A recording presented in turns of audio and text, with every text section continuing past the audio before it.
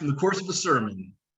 So to do so a little more efficiently, we have this video narrating my sophomore year of college. I faced, shall I say, a unique moral quandary.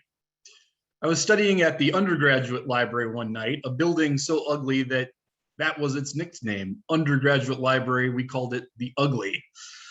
I was seated at a square table with 4 chairs around it, reading something about cultures and faraway lands for one of my anthropology classes. I was by myself until another student sat down on the opposite side of the table, and she took off her sweater and hung it over her chair. I glanced up to look at her, but she was busy reading.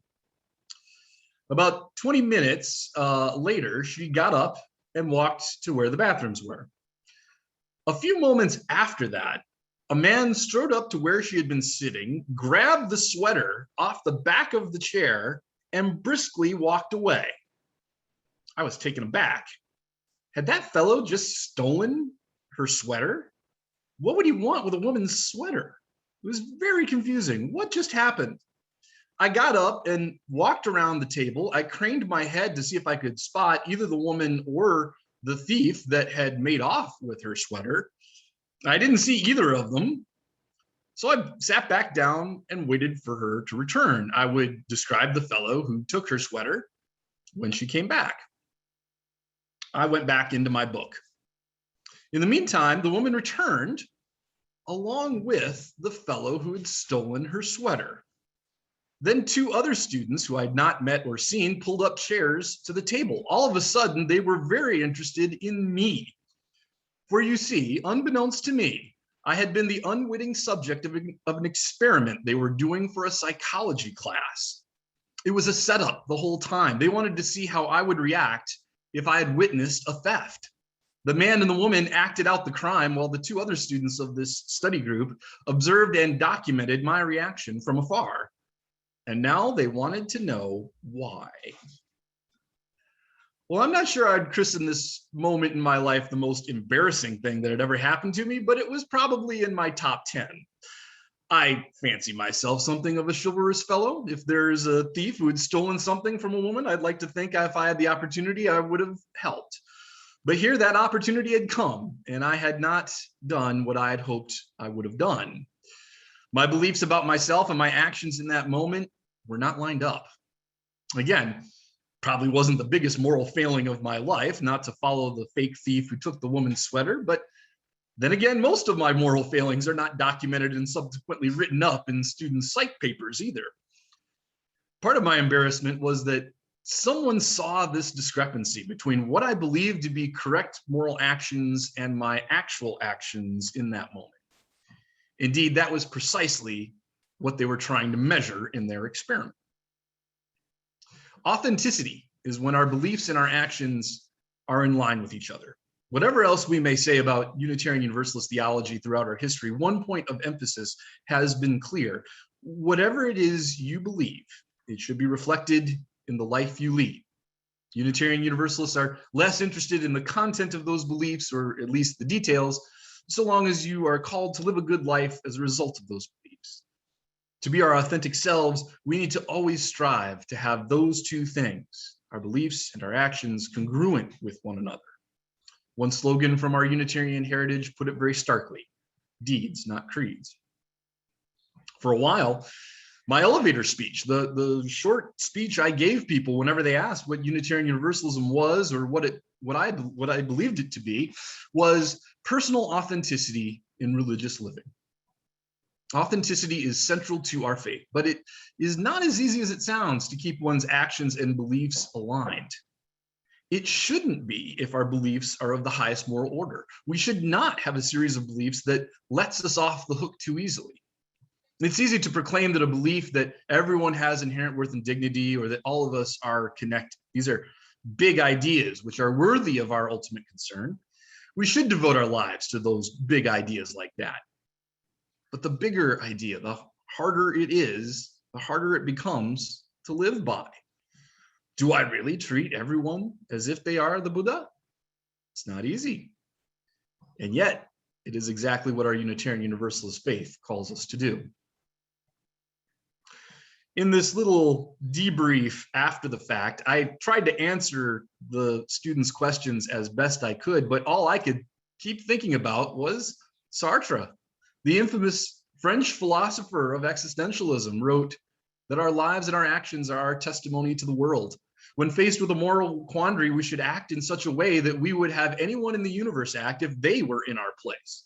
If any person you choose had been sitting there at that table and had seen that sweater take off, I would have wanted them to chase after it, but I didn't. Sartre's dictum is something of a moral litmus test that directs us to lead a life of authenticity. Act in a way that you would have any person in the world act if they were in the same circumstance. My friends, I deviated from that exhortation once. I highly recommend you heed its wisdom. And yet, Sartre's philosophy has a fatal flaw within it. He privileges free will far too much. Human beings cannot simply choose to be anything they want, anytime they want. There are limits that life places upon us. Otherwise, how many people would have gotten into Harvard or some other Ivy League school simply by wishing to do so? How many people would have chosen to become astronauts or president of the United States, even if they were willing to put in the work? I had a friend from high school who was an actor for a time, and he told me that at some point, it doesn't matter how much you've studied your craft or how much experience you have. If you don't look or sound the part, that's it. At some level, it comes down to sheer luck. They were either looking for someone your height and build for that commercial, or they weren't. There really isn't anything you can do about it. More painfully, we see or experience limits to our free will with things like racism or sexism. We cannot choose who we will be with these sorts of barriers in our way. They inhibit our freedom. And yet Martin Luther King Jr. and John Lewis became some of the spiritual giants of our time, precisely because they met that barrier with creativity and love. Not everyone can or does, of course. Far too often, systems of oppression kill and maim, as we've seen far too much in the past few years. To say we choose who we are through our actions overlooks these systems of oppression and sees the world through privileged eyes. Indeed, it may very well be that the limits on our freedom, our inability to choose anything we wish, is precisely what makes us grow spiritually. At first blush, the story of our friend Gurdjieff doesn't sound very authentic. I mean, he has to pay this difficult fellow to stay there, right? The whole point of Gurdjieff keeping this fact a secret for most of his community is a form of confession that he himself is not as fully authentic as he would try to instill in his students. But before we decry him as a hypocrite, I think it's important to recognize that his breach of authenticity is done with purpose. His main teaching to his students is that they should be aware of whatever it is that they're going through in the present moment. Now, that sounds easy enough, but Gurdjieff knows the tremendous power of human denial. We think we know what we believe and how we should act accordingly, but far too often we're simply fooling ourselves into feeding our base desires and egos. To really be aware of what it is you're going through, it needs to be in your face. It helps to be overt and easily experienced. Anger and frustration are two emotions that cause us the most difficulty and suffering. And cruel as it is, I think we might properly judge him to be cruel rather than a phony. It does help his students practice his teachings. It's one thing to give sermons and lectures on loving your neighbor. It is altogether a different level of teaching to have to deal with difficult people right in your own backyard. Gurdjieff knew that the only way you learn compassion is by having someone in your life who drives you crazy. Living around only peaceful, happy people all the time never teaches you anything. You never have to rise to the challenge of compassion unless it is truly put to the test. And thus, the difficult fellow in his community was offering a kind of service to his students, a service he was, rightly, I suppose, paying him to provide. Pema Chodron, in her book, goes on to say that she told this story to a religious community that was just starting up, and that They wrote her a letter later saying that anytime someone was being disagreeable or grumpy, they would ask each other, "Is someone paying you to stay here?" When faced with such a person, what do we do? What if the circumstances are such that we can't run away, or they don't just get annoyed and drive off in their car? What if we're stuck with them? Despite the limits placed on our free will at that moment, Sartre has a point. You do, at some level, have the ability to make a moral choice about how you respond to that person. And if you are a poet, you can even say that your choice is your assertion to the universe of how human beings should exist in the world. But at the end of the day, you still have to respond in some manner. And here we would do well to recall the words of the Dalai Lama in this morning's meditation. Dalai Lama says that he's able to show compassion to, say, the Chinese government for their mistreatment of Tibet and of him, because they have given him the opportunity to practice patience. Similarly, Gurdjieff wanted to drive home the same lesson in his community.